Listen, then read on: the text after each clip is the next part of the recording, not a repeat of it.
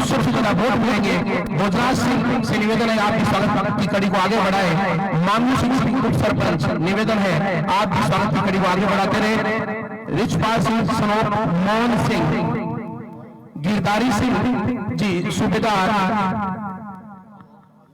महेंद्र सिंह सनोप, प्रहलाद सिंह, जमन सिंह हवलदार, दयाल सिंह सनोप, देवी सिंह, करणी सिंह, थानू सिंह, संदर सिंह सनोप, कुशाल सिंह, जमन सिंह सनोप, मेघ सिंह, राजू सिंह सनोप, मदन सिंह, बिरजू सिंह सनोप, पदम सिंह, कल्याण सिंह सनोप, भाग सिंह, जगदीश सिंह सनोप, इंदर सिंह, बावर सिंह सनोप, बावर सिंह, सुरेंद्र सिंह सनोप, फूल सिंह, नारायण सिंह सनोप, गोपाल सिंह, राम प्रताप सिंह,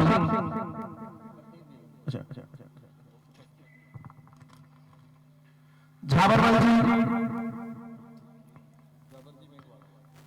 प्रभु सिंह, गुलाब सिंह, कुबेर सिंह, सोहन सिंह, किशोर सिंह, मेघ सिंह, मूल सिंह, गुलाब सिंह, प्रहलाद सिंह, मेघ सिंह, रामलाल प्रजापत, श्यामलाल वर्मा, पीयूष थोरी, नेमीचंद नायक, प्रहलाद राज सेन,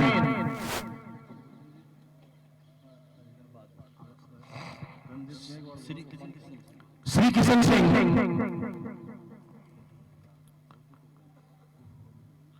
रंजीत जी मेघवाल, अच्छा पधारे रंजीत जी मेघवाल,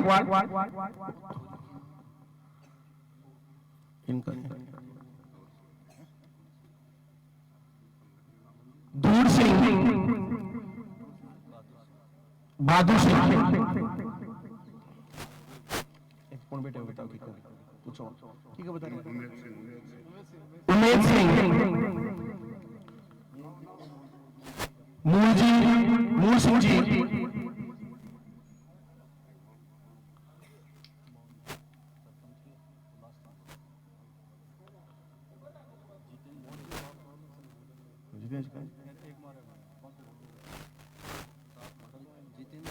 जितेंद्र सारंगा,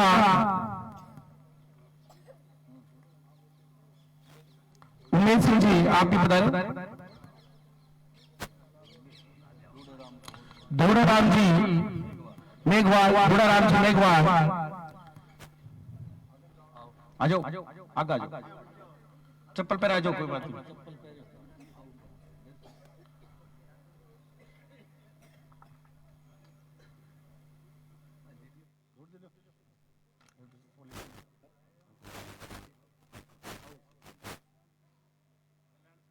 कल्याण सिंह जी, रतन सिंह जी, रतन सिंह मल्डाटू छोटी,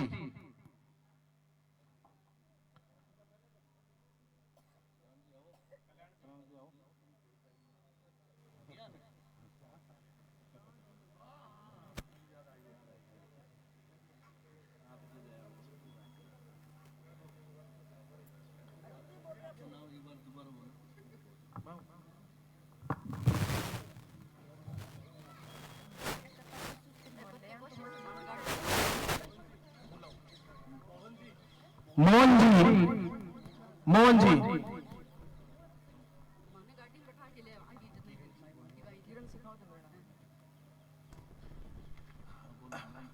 मोहन सिंह जी, मैं करता हूं 1 मिनट। दशरथ सिंह भंवर सिंह, दशरथ सिंह भंवर सिंह,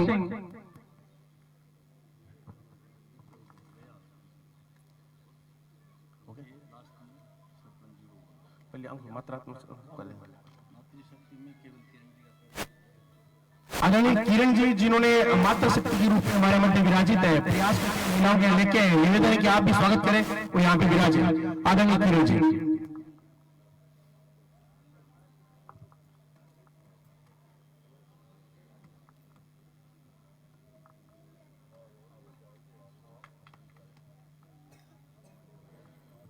स्वागत की अंतिम कड़ी में हमारे मध्य सरपंच प्रतिनिधि हमारे सरपंच प्रतिनिधि मोहन जी भी हैं, करीब करीब आप सबके बीच में रहते हैं। कम से कम तालियां तो बजा लो। आप कंजूसी क्यों कर रहे हो इस बात की? जोरदार तालियां बजाओ मोहन जी के लिए। चलो मोहन जी स्वागत करेंगे हमारे भारतीय जनता पार्टी के प्रतिनिधि। और आप भी माननीय आशु सिंह गुरु जी जो हमारे लिए प्रेरणा स्रोत रहे, निवेदन है कि आप भी स्वागत करें हमारे विधायक प्रत्याशी आदरणीय सोन जी का। इसी कड़ी को, स्वागत की कड़ी को यही विराम देकर मैं निवेदन करूंगा आप मंच में विराजे। हम क्यों आए, कैसे आए, किस लिए आए, आप सभी को पता है। चुनाव की कड़ी है।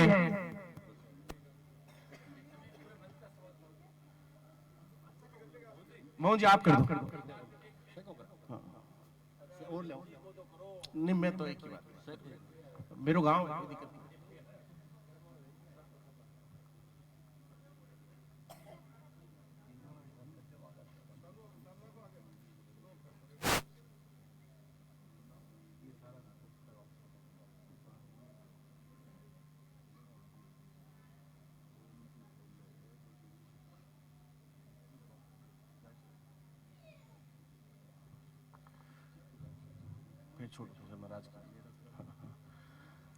एक बार फिर आप सभी का हार्दिक स्वागत, अभिनंदन। मेरे तमाम जो साथी युवागण खड़े हैं उनके लिए विशेष तौर पर शिक्षा के अंदर प्रेरणा स्रोत रहे हैं श्रवण जी, और आपको इनकी बात ध्यान से सुननी चाहिए कि ये क्या क्या करने जा रहे हैं, इनका विजन क्या है और आने वाले 5 साल में करेंगे क्या। क्योंकि कारंगा गांव में वोट आप घर घर मांग के डलवाओगे, बुजुर्ग लोग हमें आपको मार्गदर्शन दे सकते हैं, दिशा दिखा सकते हैं, लेकिन आगे बढ़कर आपको काम करना पड़ेगा।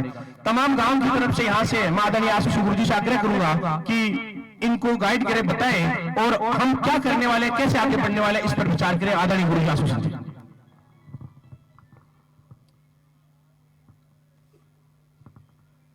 आज हमारे गांव में, जैसा कि आपको पता है, इन दिनों में राजस्थान के अंदर ही नहीं हिंदुस्तान में 5 राज्यों में चुनाव का बिगुल बज चुका है और 5 साल के बाद हमारे लिए एक मत का अधिकार हमें मिलता है, उसके द्वारा हम सरकार बनाते हैं। तो नया जो चुनाव है उसके लिए 2 पार्टियां हैं, भारतीय जनता पार्टी और कांग्रेस। भारतीय जनता पार्टी के नुमाइंदे हमारे बीच हैं, माननीय श्री श्रवण कुमार जी चौधरी,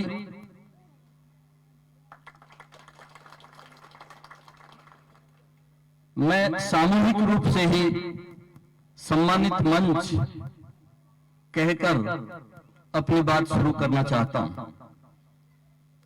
दोस्तों, चुनाव में फतेहपुर के अंदर मैं तो ये समझता हूं कि 30 वर्ष के बाद बीच में एक छोटा सा पीरियड 5 साल का निकला था, आप सब उससे वाकिफ हैं। माननीय भिंडा जी हमारे बीच विधायक के रूप में रहे थे, हम सबके जाने पहचाने चेहरे थे और उनसे हमारा एक तरह से घरेलू ताल्लुकात थे। वो अस्तित्व तो इस समय नहीं है, केवल वो 5 साल का पीरियड हमें याद है। काम कितना हुआ कितना नहीं हुआ वो अलग बात है, लेकिन वो हमारे गार्जियन थे, संरक्षक थे। यदि किसी तरह की कोई समस्या होती तो हमें ये एहसास था कि हमारा मालिक बैठा है, हमारा गार्जियन बैठा है, यदि कोई अनहोनी होगी तो उसकी भुजाओं में ताकत है, वो रोक लेंगे।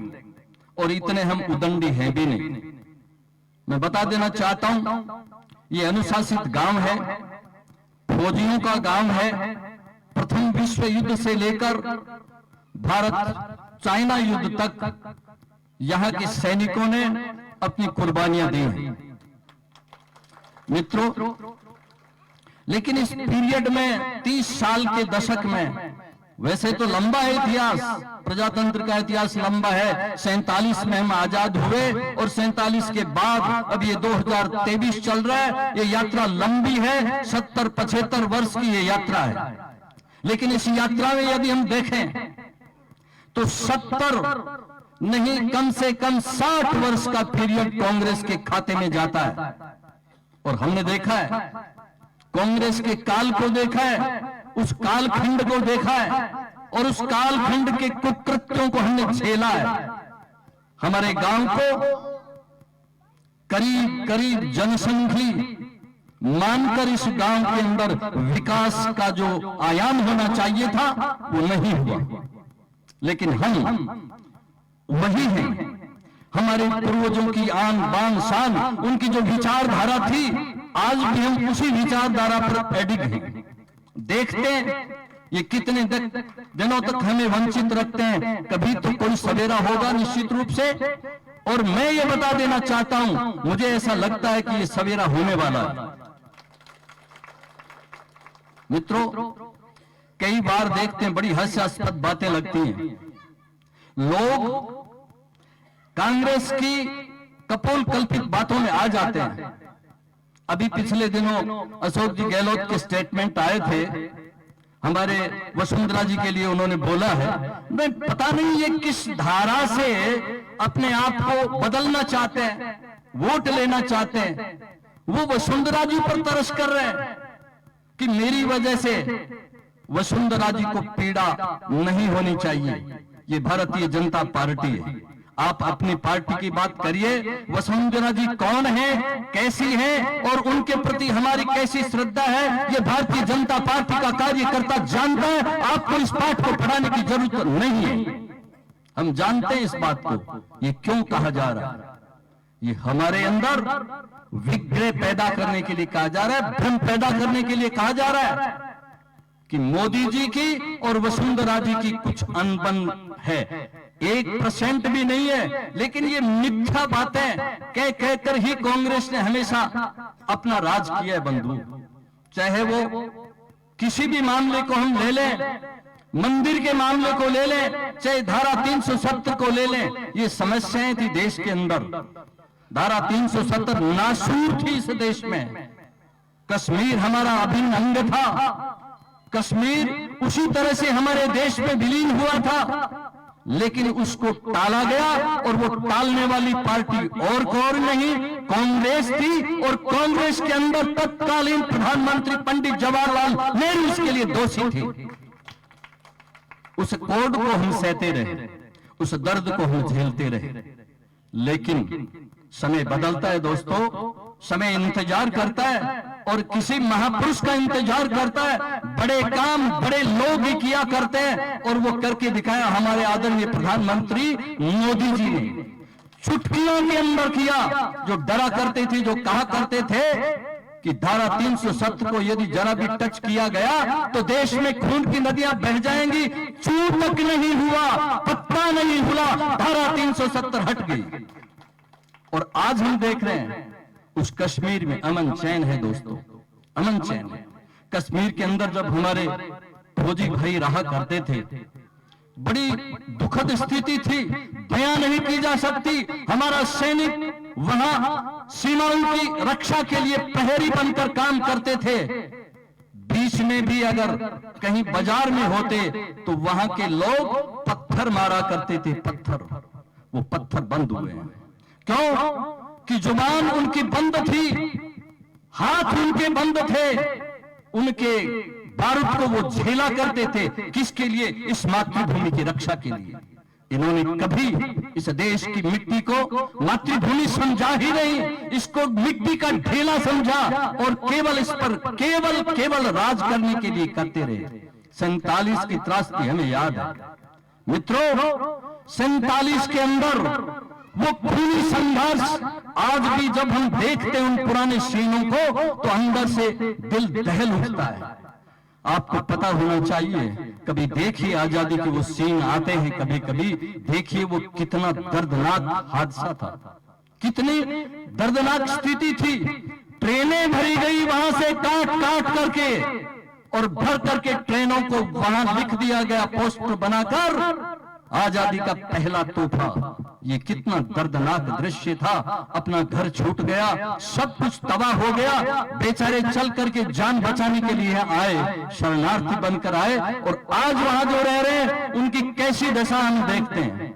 वहां से बेचारे परेशान होकर आते हैं। पिछले दिनों एक वाकया देखा था मैं, जोधपुर के अंदर एक शिविर था, कैंप था, देखा था वहां के लोगों को उजाड़ा गया, लोगों को, और एक तरह से उनको वहां से, मतलब कायदा तो ये था कि उनको हम शरण दें, उनको रहने के लिए जगह दें, लेकिन ऐसा नहीं। इसी अशोक गहलोत की सरकार ने उनके शिविरों को उजाड़ा था। हमने देखा था, आंखों से आंसू बरस रहे थे। पाकिस्तान से मारे हुए यहाँ आए, हिंदुस्तान में शरण लेंगे। वो हिंदू जाति थी, उसके लिए मैं बात कर रहा हूं, वो शरण लेने के लिए आए थे, लेकिन उनके तंबू उखाड़ दिए गए। ये दया इस पार्टी में नहीं है। ये अलग टाइप की फिलोसफी के लोग हैं। इनका कहां तक हम बात करें। राम मंदिर को हमने देखा है, राम मंदिर 500 वर्षों से त्रासदी बना हुआ था। और आपको याद दिला दूं मैं कि देश की सबसे बड़ी कांग्रेस की जो नेता है, उसका क्या स्टेटमेंट था। कोर्ट के अंदर एफिडेविट में दिया इन्होंने कि राम नाम की चीज इस देश में हुई नहीं, केवल कल्पना की बात है। शर्म आनी चाहिए कि जो राम हमारे आराधक हैं, हमारे देव हैं, हमारे कण कण में बसे हुए, उनको वो काल्पनिक बताते हैं। और आज देखिए, आज जब माहौल बदला है, राम मंदिर बन रहा है, ताकत होनी चाहिए। मोदी जी ने ताकत थी और उस लटके हुए काम को सुप्रीम कोर्ट से सुलझाया उन्होंने, मंदिर की नींव रखी, मंदिर बन रहा है और रामलला वहां विराजमान होंगे और अभी प्रधानमंत्री जी उसका उद्घाटन करेंगे। हम सब देखेंगे।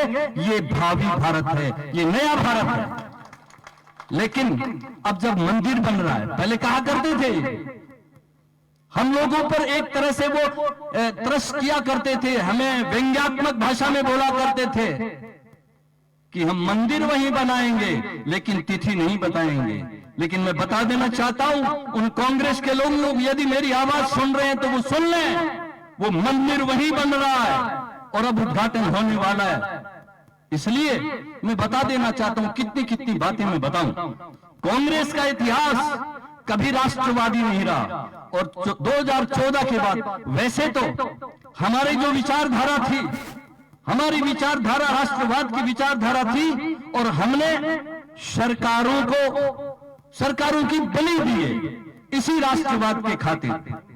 स्वतंत्र के अंदर हमने देखा था, सरकार बनी थी, सरकार के अंदर एक आवाज उठी थी, वहां उन्होंने बात साफ कही थी कि दोहरी सदस्यता नहीं चलेगी। लेकिन हमारे जो नेता थे उन्होंने कहा हमें सरकार नहीं चाहिए, आज नहीं कल चली जाए। लेकिन हमारा जो आदर्श है, इशारा आरएसएस प्रथा, संघ प्रथा कि संघ और भारतीय जनता पार्टी ये दो एक साथ दोहरी सदस्यता नहीं चल सकती, ये सदस्यता चलेगी। क्यों कि हमारा वही आदर्श का केंद्र है, हम वहीं से राष्ट्रवाद की बात सीखते हैं, वहीं से राष्ट्रवाद की धारा चलती है। इसलिए सरकार जाती है तो जाए, हम सरकार से बाहर जाएंगे, लेकिन भारतीय जो आरएसएस का विचारधारा है उसको हम नहीं त्यागेंगे। कई चीजें हुई हैं। जब मंदिर के अंदर आंदोलन चला था मंदिर का, तो मुलायम मुल्ला ने गोलियां चलाई थी, सनसनाती गोलियां उन स्वयंसेवकों के सीने में लगी थी, सीने में उन्होंने झेली उन गोलियों को, और वही कुर्बानी आज काम आ रही है और मंदिर बन रहा है। मित्रों, कहने के लिए तो बहुत कुछ बात है, समय कुछ कह रहा है, इसलिए मैं बता देना चाहता हूं। एक दो बात थोड़ी बहुत कोई विधायक के बारे में जरूर करूंगा। मैं पिछले दिनों भी ये बात करी है सरवण जी से, जब हम 5-4 कार्यकर्ता मिले थे। ये गांव काफी त्रस्त रहा है एक बात से, और वो मैं मेरी पीड़ा बता देना चाहता हूं। वो हमारे साथ पहले हम बिरानिया पंचायत में थे, आजादी की जस्ट बाद। इसके बाद वहां शंकरगिरी हुआ करते थे, दिनेश गिरी जी के गुरु। बीबीपुर से पिंड छुड़ाने के लिए मैं साफ कह देना चाहता हूं, उन्होंने हमारा सहारा लिया, लेकिन हमारा गांव उस वक्त भी 1.5 गुना आबादी का था उस समय आबाद से। हमें पंचायत मुख्यालय से वंचित उस समय भी रखा गया। और अभी जो पिछला काल हुआ, उस पिछले काल में भी हमारे साथ सौतेला व्यवहार हुआ है। और ये स्पष्ट बता देना चाहता हूं, चंद लोग यहाँ के भी होंगे उस षड्यंत्र के अंदर, लेकिन विधायक का तो सीधा साधा षड्यंत्र था। उन्होंने हमें धोखे में रखा। हम कोर्ट में भी जाने वाले थे, लेकिन उन्होंने कहा नहीं, कोर्ट में जाने की जरूरत नहीं, मैं बैठा हूं ना, आपकी पंचायत आएगी। लेकिन मैं स्पष्ट बता देना चाहता हूं, वो पंचायत नहीं आई। कायदा था, पास में बड़ा कारंगा है, वो पंचायत मुख्यालय बना है, हमें उससे कोई शिकवा शिकायत नहीं है, बना अच्छी बात है। लेकिन हमारा हक काट करके बना है, वो बना रहे, ये तो हम भी जानते हैं कि पंचायत मुख्यालय जो बन गया कभी हटता नहीं है। लेकिन हमारा जो हक है पंचायत मुख्यालय बनने का, उसके लिए मैं विशेष रूप से आदरणीय श्रवण जी से ये निवेदन करना चाहता हूं, आप लोगों को भी बता देना चाहता हूं। श्रवण जी अच्छे आदमी हैं, निश्चित रूप से विधायक बनकर के जाएंगे, लेकिन 1% सुनिए बात मेरी, बहुत गहराई की बात कह रहा हूं, 1% विधायक बाई दी वे नहीं भी बने, लेकिन भारतीय जनता पार्टी की सरकार 100% बनने वाली है। और वहां जो कलम चलने वाली है वो श्रवण जी की कलम चलेगी। इसलिए मैं श्रवण जी से निवेदन करना चाहता हूं कि हमें हमारा पंचायत मुख्यालय का जो अधिकार से वंचित रखा गया, उस अधिकार को हमें जरूर दिलाएं आप। इतना मैं पूरे गांव की तरफ से आपसे विनम्र निवेदन करना चाहता हूं। बोलने के लिए तो बहुत कुछ है, वक्ता और भी है, मैं मेरी शब्दों को यही वाणी देता हूं। और आप सबसे निवेदन करना चाहता हूं कि आपके लिए एक ऐसा कैंडिडेट आया है। मैंने तो कई चुनाव देखे हैं दोस्तों, और मैं उस वक्त की बात कर रहा हूं जब दाता ठाकुर और आदरणीय भैरू सिंह जी भी इस गांव में आया करते थे, पैदल चल करके आया करते थे। वो जमाना कुछ और था, दीपक का निशान हुआ करता था। हमारे पूर्वज उस वक्त भी उस राष्ट्रवाद की विचारधारा के साथ थे। और यदि मेरे पूर्वज कहीं स्वर्ग में बैठकर मेरी आवाज सुन रहे हैं, तो मैं उनको विश्वास दिलाना चाहता हूं कि मेरा गांव उसी आदर्श पर रहेगा और उन पूर्वजों की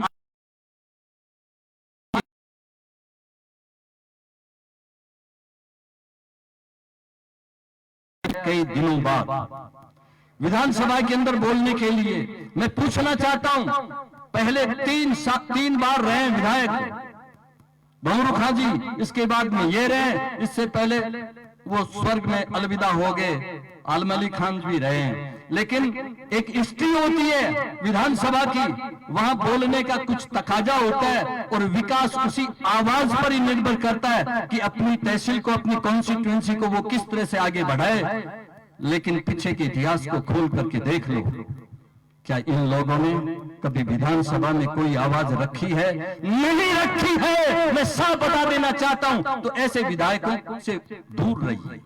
एक ऐसा सितारा आपके लिए आया है, 200 विधानसभा के जो एमएलए बन करके जाएंगे, उन एमएलए के अंदर आपको एक चमकता हुआ सितारा दिखेगा। और जब अपनी कॉन्स्टिट्यूएंसी के लिए आवाज करता हुआ दिखाई देगा, तो आप सबके चेहरे खिलेंगे, आपका सीना फूलेगा। इसलिए मैं बता देना चाहता हूं कि ऐसे आदमी को हम वोट के लिए पूरी ताकत लगाएं। 25 तारीख को हमारा मतदान होना है, और 25 तारीख के मतदान के अंदर यदि हम जरा ढिलाई बरत गए, क्योंकि ये 5 साल के बाद में आता है अवसर, इस अवसर को खोता नहीं है, ये मामूली बात नहीं है। 5 साल का राज बनता है इस एक बटन से, इसलिए इस बटन के अंदर भूल नहीं करनी है। हमें कमल के फूल को खिलाना है, यही हमारे मोदी जी का संदेश है। और उसी संदेश के आधार पर यदि हम श्रवण जी को यहां से जिता करके भेजेंगे, कमल के बटन को दबाएंगे, तो निश्चित रूप से ये विधायक बनेंगे। और ये विधायक बनेंगे तो एक इतिहास ही अलग बनेगा, इतिहास ही अलग बनेगा, और एक नक्शा बदल जाएगा हमारे इस गांव का भी और इस तहसील का भी।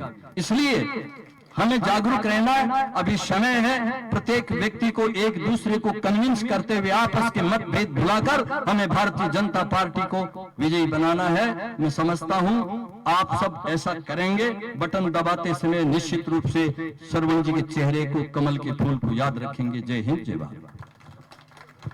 बहुत बहुत धन्यवाद आपका। आपने गांव की और तमाम बातें रखी। क्या करना है? इसी कड़ी में समय का ध्यान रखते हुए उसकी पालना करते हुए डायरेक्ट आदरणीय विधायक प्रत्याशी श्रवण जी से निवेदन करूंगा कि आप इन युवाओं को, इन बुजुर्गों को, सभी को अपना विजन क्लियर करते हुए बात रखें, जिससे ये 25 दिन में जो भीड़ है उसको डबल कर सके और चुनाव के अंदर एक नया माहौल पैदा कर सके, आपके विधायक बनने में ये अपना सार्थक योगदान दे सके। आदरणीय विधायक श्रवण जी। ये आगे जाने अगली टीम अपनी। बोलो माता रानी की। मां के प्रांगण में मैं मेरी बात शुरू करने जा रहा हूं। गुरुजी आशु सिंह जी ने जो बात कही, ये बातें सुन के एक सामान्य से व्यक्ति जो होता है ना, सामान्य से बुद्धि का व्यक्ति, वो भी सोचने में मजबूर होता है कि वास्तव में इस देश के साथ कैसे क्या क्या हुआ। परम सम्मानीय मंच, मेरे बुजुर्ग, मेरे माता पिता तुल्य यहाँ बैठे अभिभावक, मेरे हेमोमोर दोस्त और आने वाले भारत का भविष्य युवा पीढ़ी, ये चुनाव अब तक के चुनाव से बहुत अलग है फतेहपुर के लिए। मैं केवल फतेहपुर की बात करूंगा। पिछले 20-25 साल से हम गलती पे गलती करते जा रहे हैं। विधायक क्यों चुना जाता है? ताकि वो आपकी बात रखे कि युवा बच्चे जो खड़े हैं, जो इंटरनेट चलाते हैं, जो चलाते हैं फेसबुक, यूट्यूब, वो गूगल पे जाके सर्च करें 2003, 8, 13, 18 जो पिछली 4 विधानसभा हुई, उन विधानसभाओं में हमारे जो भी विधायक गए, उन्होंने कितने प्रश्न उठाए फतेहपुर के लिए, तो आपकी पांव तले की जमीन खिसक जाएगी। ए बेटा करा क्या विधानसभा में? गांव में कहावत है, बिना रोया तो भाई जी मां भी दूध को नहीं पावा, बठा भी बोलने ही पार पड़े, बोले जगह बूढ़ा बिक जा, बूढ़िया बिक जा, गांव में कहावत है।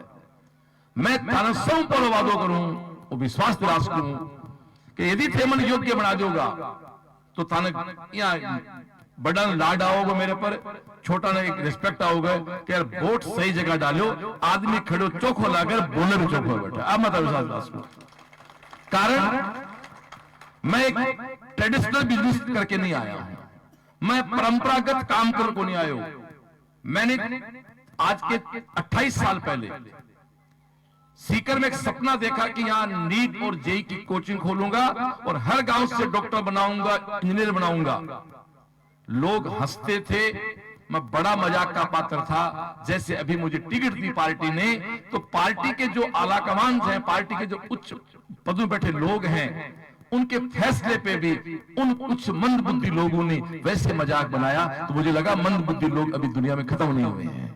मतलब जिस पार्टी को आप मां कहते हो, जिस भारतीय जनता पार्टी का जिसकी पहचान है, उस भारतीय जनता पार्टी के मुख्य माननीय नरेंद्र मोदी, हम सब के आदर्श विश्व के सबसे मजबूत नेता, ये कहते हैं कि हमारा प्रत्याशी कमल का फूल है, हमारा प्रत्याशी तो कमल का निशान है। हम उनकी बातें नहीं मान रहे हैं, तो फिर हम भाजपा के कैसे? मुझे कोई समझाए तो सही है बात थोड़ी सी यार। हम कैसे भाजपा के हुए? फिर हम भाजपा के नहीं है। फिर वो लोग वो निजी स्वार्थ पे काम करते हैं, वो चाहे मैं हूं चाहे आप है, कोई भी है। दोस्तों, आपको कांग्रेस को हराना है तो गणित का मास्टर, छोटी सी बात जानता हूं, गणित चलती है वहां जोड़ होता है, वहां इफ बट यदि वेदी नहीं चलते, वहां जोड़ होता है, वहां मशीनों का। आपको बीजेपी को जिताना है, कांग्रेस को हराना है, तो केवल भाई जी एक ही काम करना है, कमल के निशान पे ही बटन दबाना है। बाकी सारा बटन कमल ने तो हराऊंगा, कांग्रेस ने जिताऊंगा। अब थारी समझ में है, थाने की करना है, थाना हाथ में जिताना है या कमल ने जिताना है, और वो फैसले को नहीं कर सका जा फिर दूसरी बात सुन लो। ते फतेहपुरा तो भी पिछले 20-25 साल टप्पा मारो, तारा हाथ तो क्यों आयो को नहीं, तो एक टप्पू मेरे मारे तो थारे क्यों बिगड़े कि रिजल्ट तो आएगा ना। 3 में कांग्रेस जीती, 8 में कांग्रेस जीती, 13 में निर्दलीय जीता, 18 में कांग्रेस जीती। तो निर्दलीय जीता, चलो वो तो एक परिवार के लोग जीते, वो निर्दलीय जो जीते तो वो 5 साल विधानसभा बैठ के आ गए। और मुझे तो ज्यादा डेटाओं का पता नहीं था, कल महिपाल जी मेला जो बीजेपी ज्वाइन करके परिवार में आए, मैंने अपने स्पीच में कहा कि विधायक को एक पैसा मिलता है विधायक कोटे का, और वो हमारे विधायक उस समय जो बने वह अत्ता भोला निकला के सरकार का पिस्सा, मतलब माँ कन लाडू में और माँ आपको छोरा लाडू दे को नहीं जा भाई जी क्या की माँ हुई हुई गजाज माँ कन लाडू में गुड़ हुए टाबर बांट सीवा। लेकिन हमारे विधायक महोदय आपका जेब तो लगाने की बात है, अरबपति खरबपति आदमी है, जेब में 10-20 करोड़ रुपया लगा दी योजनाओं में तो कोई फर्क नहीं पड़े, समुद्र ही में पिसाना के फर्क पड़े, गड़ो बढ़ जातो चिड़िया चोंच बढ़ ले तो। लेकिन अठे तो उल्टो हो, सरकार का दियाड़ा पिसा लेप सोया। दोस्तों जब इस तरह की बातें अखबार में छपती है कि एक एमएलए कोटे का पैसा लेप्स हुआ, वापस गया सरकार में, ये सबसे बड़ी बेइज्जती वो आदमी महसूस करता है जिसने उसको वोट देके अपने वोट का मजाक बनाया। और मैं दावे से कह सकता हूं मेरा फतेहपुर इतना भोला नहीं है कि अपने वोट का मजाक बनाएगा, अपने वोट को मजाक बनने देगा। लोकतंत्र के लोग हम कैसे कर लेंगे?